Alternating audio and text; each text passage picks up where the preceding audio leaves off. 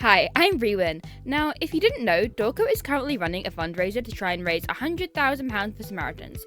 To try and contribute, I streamed Ultimate Custom Night for 12 hours. I wanted to document the experience, how hard it was, and maybe if enough people see this, we can raise some funds. It was actually really interesting to play for 12 hours because it really did change your brain chemistry, and I will explain why. So I started streaming at 8 AM, which was pretty rough. I hadn't gotten enough sleep, but that doesn't mean I wasn't determined to make the full 12 hours, though my tiredness was kinda obvious considering the game was upside down for a few minutes at the start. So to start, I ran around in 50-20 mode to see how hard it was off the bat and get a gauge of how just difficult it was in general. I insta-died to Golden Freddy and I had no idea how to combat him. To wake myself up, I decided to try and go against the original 4 crew, Freddy, Bonnie, Chica and Foxy. This clearly wasn't working, but I did learn a few of the mechanics here, like flipping the camera up, for example. You learn that Chica became the bane of my existence. It was then that I realized that I should instead be attempting a challenge to really get into the swing of things. Therefore, I decided to go for Pay Attention. It seemed not very deadly and a good introduction. The biggest challenge of this night, at least at first, was 2 characters, Funtime Foxy and Old Man Consequences. These two were a terrible duo. Essentially, for Funtime Foxy, you have to check the stage on the hour, as in when the clock changes over, meaning you now have to be doing the maths, aka 45 seconds times whatever the hour was. What's even worse is that the earlier the first showtime is, the more likely you have to do this more times per night. Some nights I only had to check it twice, others I had to check it at least 3 times. What made this worse was Old Man Consequences, since if I missed his skill check, I would then not be able to check the cameras, which was an instant death. I got better at this, but it was kind of hard to do the skill check when other things like Nightmare Balloon Boy and Phone Guy were a higher priority to deal with due to risk levels. But after a while, I learned a rhythm. Balloon Boy would only get up if my camera was taken up and down again, so if I pulled the camera down, dealt with whatever was going on in the office, then wound up the puppet's music box 5 seconds before showtime, I could get the showtime without too much difficulty. Of course, it was easier said than done, since sometimes Phone Guy or Old Man Consequences would spawn at the worst possible time. I was going to see your show! But it helped as well when I realised I could close doors whilst my monitor is up. What also helped was that I realised I could turn my fan off, reducing the noise, as before, if I didn't stop the Phone Guy, the fan was just far too noisy and would give a death regardless from DJ Music Man. We managed to beat this night and move on to Pay Attention 2.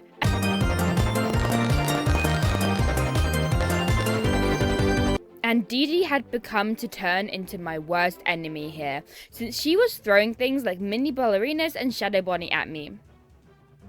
Funnily enough, after this, my own worst enemy was myself, since I kept getting confused between the light button and the shut vent door button, leading to flashlighting Balloon Boy when he wasn't up and killing me.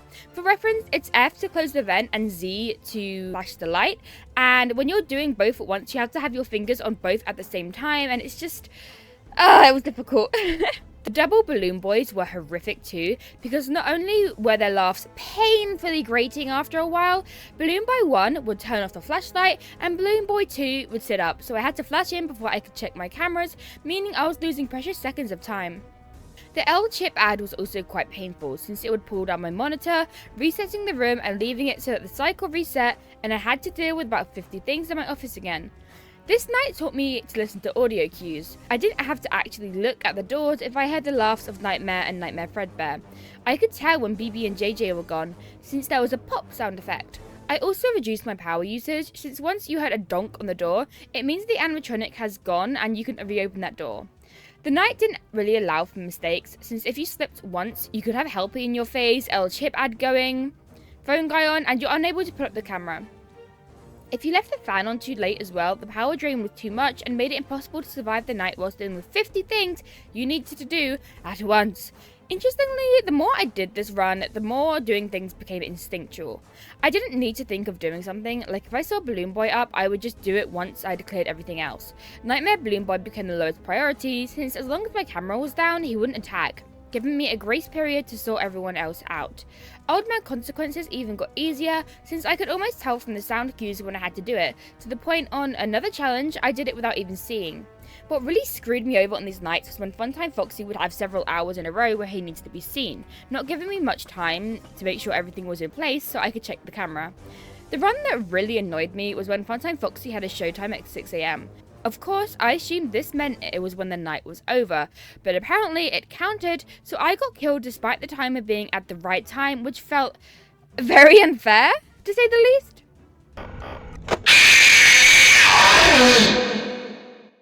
It's time to take your final bow!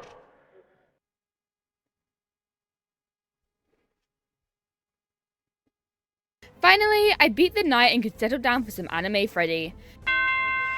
Oh my god! Oh my god!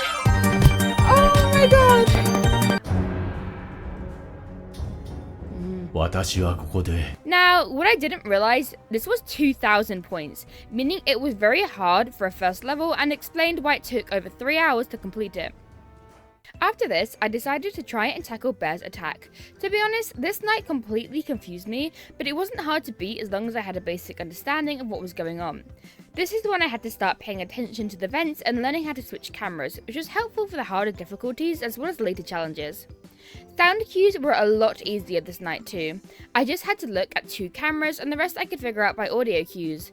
Molten Freddy is probably one of my favourite animatronics overall because his mechanics were so fun but also easy to follow. He would laugh and then all you have to do is shut the door and he's dealt with. Uh-oh, how unfortunate. Uh-oh. I knew I had to take a 5-minute break at this point, so I ran a couple of rounds of 50-20, got obliterated by Night Marion and dipped for 5 minutes. After this, we came back to tackle Bear's attack 2. Now, this night introduced Golden Freddy and Toy Freddy. Golden Freddy was irritating, but Toy Freddy will haunt my absolute nightmares! Before long, I began to develop another instinctual reaction to Golden Freddy. When I saw him, I immediately flipped my mask on without thinking. This is something that you'll learn when you play and what I'm talking about in the title. The more you play, the less you need to think. It's not that it gets easier, but there's less thought behind what you're doing, just action. I genuinely find it really interesting that within a few hours of playing this game, my brain had been altered to react to these as easily as opening a drink. Saying this, Golden Freddy was still my weakness on the second difficulty of the night since it was tricky to see him when I'm flicking between screens so quickly. Toy Freddy was only on difficulty 1, so as long as you shut the door to his animatronic as soon as you started the night, he wasn't a big deal. I also took advantage of Foxy's bird, since using the heater worked on Rockstar's Freddy's coin system, but he'd also made regular Freddy faster, so I wanted to use it sparingly. Finally, I beat the night. That one wasn't crazy hard. It was just annoying. And now Bear's Attack 3, where Toy Freddy took his place as the bane of my existence. Things were happening a lot more frequently this time, having to lock in the second the night loads. Now, not all of them were that much harder, like Molten Freddy and the Nightmares, but ones like Toy Freddy and Golden Freddy were now a lot harder. Toy Freddy needed constant attention, which was almost impossible to do with so many things happening at once. It was at this point my friend Exploding Loaf joined, where he taught me about the death coin system. This meant I could use the death coin in Toy Freddy, getting rid of him for the night and making everything significantly easier. The big issue here though was getting the coins. I'd have to flip through so many cameras with such limited time, especially as Toy Freddy needed my attention as well as all the animatronics coming for me, especially the Freddy in the vents and the Freddy at my door. By the time I found the coins, I'd be killed. Whilst I got better strategies for later difficulties, what saved me for these runs was Foxy's parrots, who would give me 10 coins and immediately allow me to death coin Toy Freddy, meaning Golden Freddy was now the bigger issue and one I could manage. Finally, with the death coin, I beat the night, giving me 1,400 points. Oh, I did it. Oh god. Okay. Woo! Still nowhere near the first challenge, but this one really got me into flicking between layers and learning the death coin system. Continuing in order, we then took on Ladies' Night. Similar to Bear's Attack 1, I didn't have much of a clue of what I was doing because there was a lot to remember and this roster was completely new. I hadn't gone against any of these guys. Also, like Bear's Attack 1, a lot of them were easy to fight and it very much eased me into it. Chica was introduced this night, however, and she is, to this day, the bane of my existence. When you're listening to so many things at once, it's hard to listen for clattering in the kitchen. Molten Baby was a little hard to counter when you didn't know what she was doing, but when you see her up and staring at your soul, it becomes a lot easier. It definitely eased me into the difficulty, as there are a lot of animatronics, but they weren't frequent enough to be difficult. Somehow, I got insanely lucky, my power running out at 4 AM and surviving until 6 AM, beating the night. Oh, fuck! Did it work, or did you actually get lucky? I actually got Damn lucky. it, I thought she could kill you. I then did a few more runs to see how I'd gotten to 50-20, and I definitely began to get more of an understanding of how to counter things, and I was a lot more instinctual in what I was doing. I then tried 51 mode, which was fun because again, I could understand more of what needed to be done. We then went to Ladies Night 3, and this one, it sucked. It sucked badly. The first issue of this night was Funtime Foxy being back, which was insanely annoying because I was now having to look at him at certain times throughout the night while still focusing on about 50 million things at once. The other infuriating one was Circus Baby. For reference, to get rid of her, you have to pay coins to buy her plush from the prize corner. Finding coins throughout the night whilst trying to deal with all these guys was insanely annoying, and to be honest, in the end, I was unable to beat this night. Even after coming back, it was just too complex to get the coins ready. On top of this, I had to death coin Funtime Foxy, meaning I had to have 20 coins ready, potentially by 1 AM, which is only 45 seconds? So even with the parrot giving me 10, it was borderline impossible. I did learn the camera 1-2 coin farming strat later on by DJ Surf, but I kind of ran out of time to come back and redo this challenge. I even went on break to refresh and have some dinner, but it wasn't feasible at the time. I might consider it in future, so please like if you want to see me suffer more, and please donate if you are able to with this QR code or the link in the description. I then tried Old Friends, but a combination of Circus Baby and Toy Freddy was just too evil. I made my first few attempts at creepy crawlies, but at this point I didn't know how audio laws worked, which wasn't exactly helpful. This challenge is definitely one I need to beat though if I want to beat UCN, because the majority of them are in the vents. These challenges definitely feel like training and introductions to everything. The next challenge I did, in fact beat, was Spring Trapped.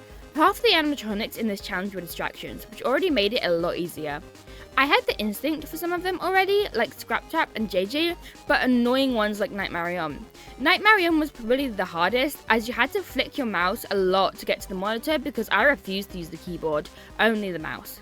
It wasn't that hard in the end, as long as you knew what to do, unlike other challenges where you really had to be on the ball.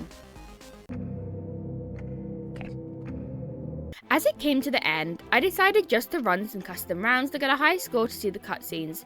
I aimed to have distractions or ones that had obvious audio cues like Molten Freddy and Nightmare. It took a couple attempts, but with the speed I can close the doors and change monitors, it wasn't difficult, leaving me with a score of 2,800, over a quarter of the way to 50-20. Yeah. Do you get a video now? I did try and attempt 3,500, but when the stream reached 11 hours 54 minutes, it was cut off on YouTube, so I eventually had to call it a day. I do think the challenge I set up for 3,500 was quite feasible, but I just needed a few more runs of it. This video is actually still up on my channel if you click on the live segment, so you can see me suffering for the 12 hours. Now, for the bad news. After 12 hours, we hadn't actually raised anything during stream, which was rough. So, if you are able, please consider scanning this QR code or donating to the link in the description. Every little bit counts, and Samaritans do life-saving work, saving people who just need a helping hand. Thank you so much for watching, and I'll see you later. You know what the craziest thing about this stream was? The chair was the most uncomfiest and hardest part of the stream. Oh my god! Ah!